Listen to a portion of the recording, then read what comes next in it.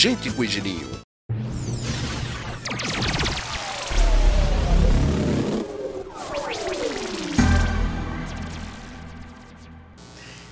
Telespectadores. Jovem, é a primeira vez em televisão? Sim. Sim? Então você tá um pouquinho tensa. Calma, Roberta Gimenez. Minha gente, psicóloga, psicopedagoga e instrutora de equitação. Monta há 20 anos. Sim. 2 décadas. E agora tem uma história de ecoterapia. É isso? Sim. Uma coisa é equitação, outra coisa é ecoterapia. Roberta Gimenez está aqui comigo, conversando, e nós vamos juntos acompanhar as informações todas. Tranquilize-se, aqui na minha sala de visitas, assinada por Móveis GG. Está confortável? Super. Super. Então, meu bem, o seu debut aqui na televisão, sinta-se à vontade. Obrigada. Roberta Gimenez, minha querida e lindeza, recém-chegada do Rio de Janeiro, minha paixão também, viu? O que um animal como o cavalo pode trazer de benefício a uma pessoa que possui alguma necessidade especial, por exemplo? Bom, primeiramente nós podemos considerar que o cavalo é um ser incondicional. Ou seja, ele ajuda sem querer nada em troca. Ele não exclui, ele não rejeita. Então, esse é o diferencial, né?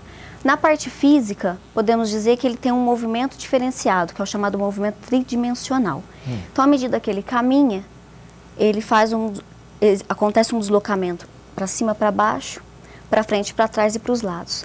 Esse movimento, né, com a pessoa em cima, ajuda com que ela recupere as funções que ela perdeu, seja na parte de postura, na parte de equilíbrio, a coordenação motora, a parte de controle de tronco, tá? Então isso ajuda a pessoa a se reajustar em cima, porque o cavalo está o tempo todo movimentando. É uma coisa muito dinâmica, é isso? Com certeza, dinâmica e ao mesmo tempo sincronizada. Eu estou aprendendo com vocês, você sabe. Eu estou aqui perguntando como apresentador, mas eu estou também como perguntador e aprendendo como telespectador, viu, querida? Com certeza. Porque eu represento nesse instante todos aqueles que estão ali atrás das câmeras, que são o nosso alvo, que é o telespectador, não é isso? Ótimo. Então, é uma coisa muito boa. Com certeza. Com certeza, com resultados efetivos. Efetivos tanto na parte psicológica, tanto na parte física, quanto na parte fonodiológica, social e cognitiva. Fono também? Fono também. Agora, é faixa etária, de quantos anos até quantos anos? Eu posso começar com quantos anos na ecoterapia? A partir de 2 anos, mediante uma avaliação que nós realizamos, que o nosso trabalho em equipe. Juntamente, eu tenho uma fonoaudióloga e um fisioterapeuta que trabalham comigo na equipe.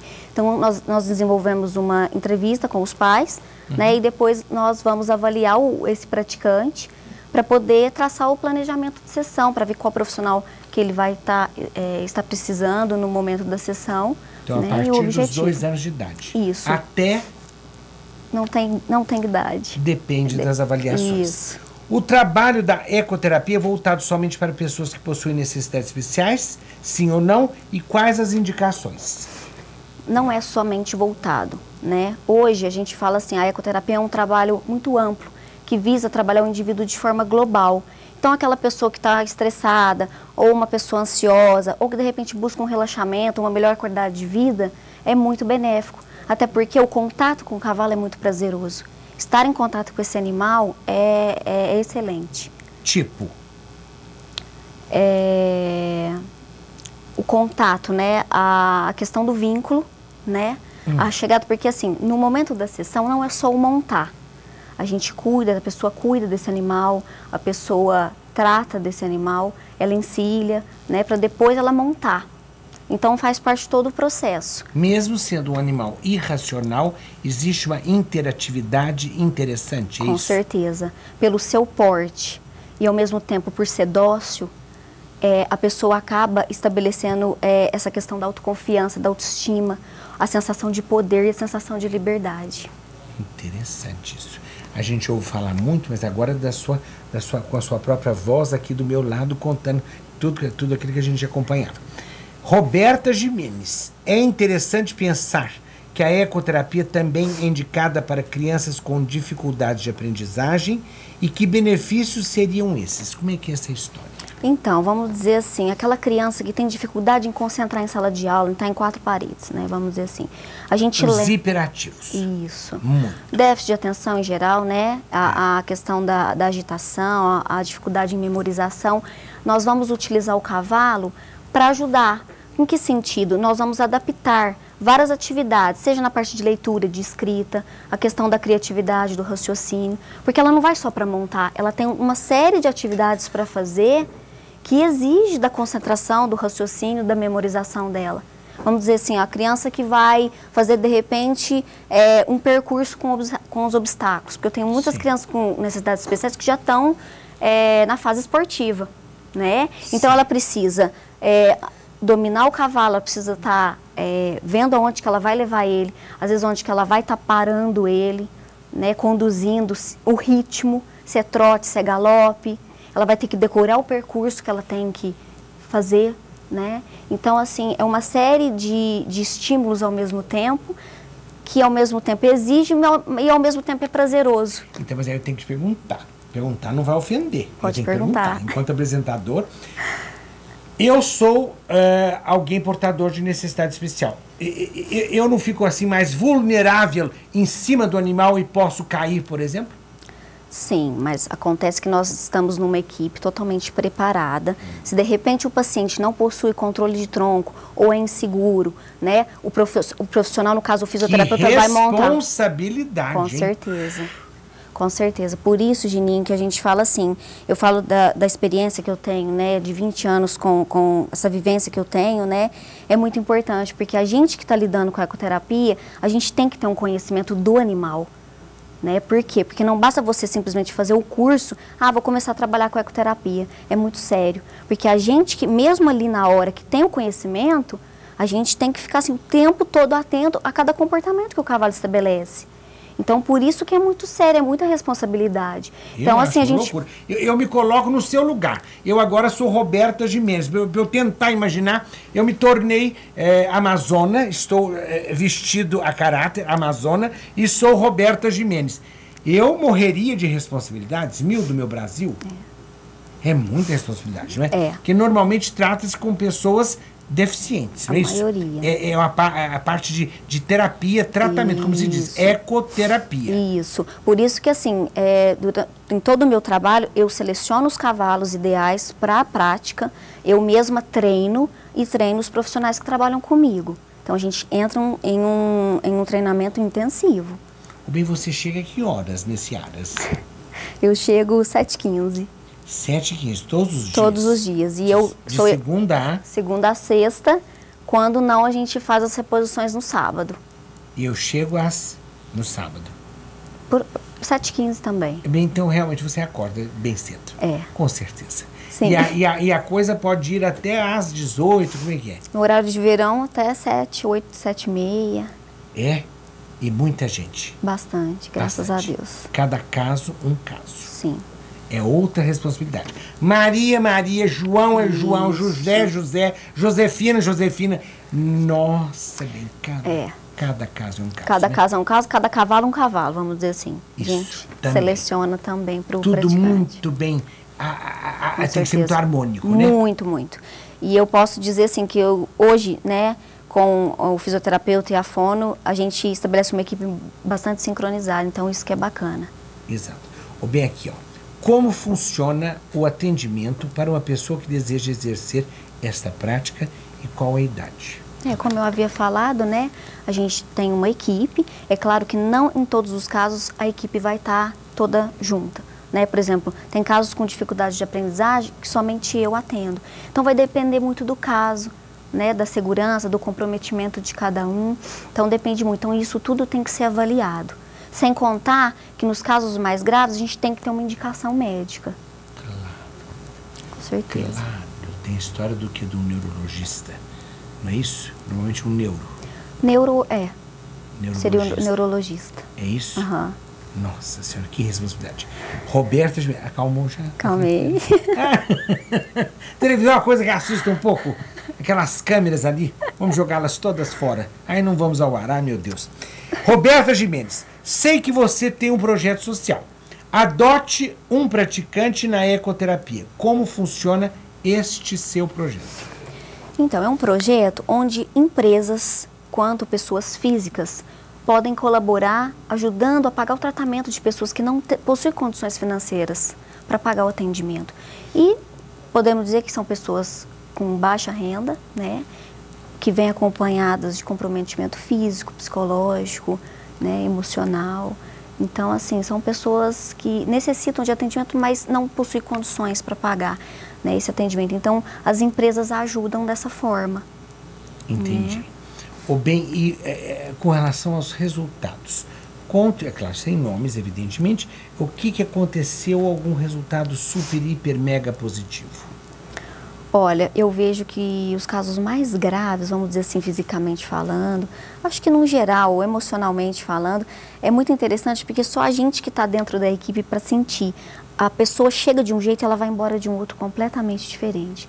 Então, assim, é um pequeno gesto, é um olhar diferente, é um sorriso, né? Porque essas pessoas às vezes vêm fragilizadas, angustiadas, depressivas, e o cavalo, ele ajuda a levantar essa autoestima, né? Porque ele tem aquela sensação, eu sou capaz, né? A gente tem casos, por exemplo, de pessoas que não andam, que estão na cadeira de roda, então ela passa a montar o cavalo e muitas conduzem o cavalo pelas rédeas, né? Claro que a gente dá o apoio lateral, mas tem casos que as crianças mesmo conseguem levar, conseguem conduzir.